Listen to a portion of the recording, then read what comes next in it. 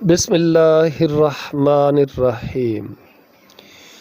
اور وہ اپنے بندوں پر غالب ہے اور وہ تم پر نگہبان بھیجتا ہے یہاں تک کہ جب تم میں سے کسی ایک پر موت آتی ہے ہمارے بھیجے ہوئے فرشتے اس کو قبض کر لیتے ہیں اور وہ ذرا کوتاہی نہیں کرتے۔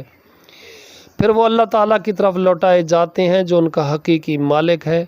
سن لو، حکم اسی کا ہے اور وہ سب حساب لینے والوں سے زیادہ جلد حساب لینے والا ہے۔ آپ کہہ دیں تمہیں خشکی اور سمندر کی تاریکیوں سے کون نجات دیتا ہے؟ تم اسے گڑ گڑا کر اور چپ کے پکارتے ہو۔ یقیناً اگر اس نے ہمیں اس سے نجات دے دی تو ہم ضرور اس کا شکر ادا کرنے والوں میں سے ہو جائیں گے۔ آپ کہہ دیں اس سے اور ہر تکلیف سے اللہ تعالیٰ ہی تمہیں نجات دیتا ہے، پھر بھی تم شرک ہی کرتے ہو۔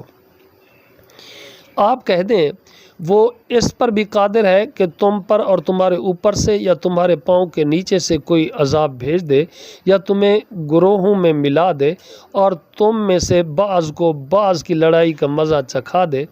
آپ دیکھیں ہم آیات کو کیسے پھیر پھیر کر بیان کرتے ہیں تاکہ وہ سمجھیں، اور آپ کی قوم نے اس کو جھٹلا دیا ہے حالانکہ وہ حق ہے۔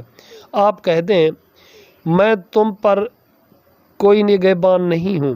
ہر خبر کے واقع ہونے کا ایک وقت مقرر ہے اور بہت ہی جلد تم جان جاؤ گے، اور جب آپ ان کو دیکھیں کہ ہماری آیتوں پر فضول بحث کرتے ہیں تو آپ ان سے منہ موڑ جائیں یہاں تک کہ وہ اس کے علاوہ کسی اور بات میں مشغول ہو جائیں۔ اور اگر آپ کو شیطان بھلا دے تو یاد آنے کے بعد ایسے ظالم لوگوں کے ساتھ مت بیٹھیں، اور ان لوگوں کے ذمہ نہیں ہے جو بچتے ہیں ان کے حساب میں سے، لیکن یاد دہانی ہے تاکہ وہ بھی بچ جائیں۔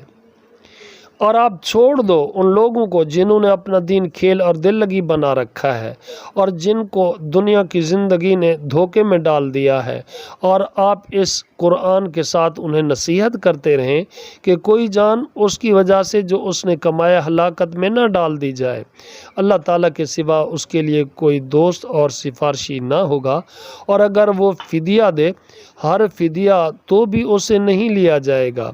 یہ لوگ ہیں جو اس کے بدلے ہلاکت میں ڈالے گئے، جو انہوں نے کمایا ان کے لیے کھولتے ہوئے پانی سے پینا ہوگا اور دردناک عذاب ہوگا اس کی وجہ سے جو وہ کفر کیا کرتے تھے۔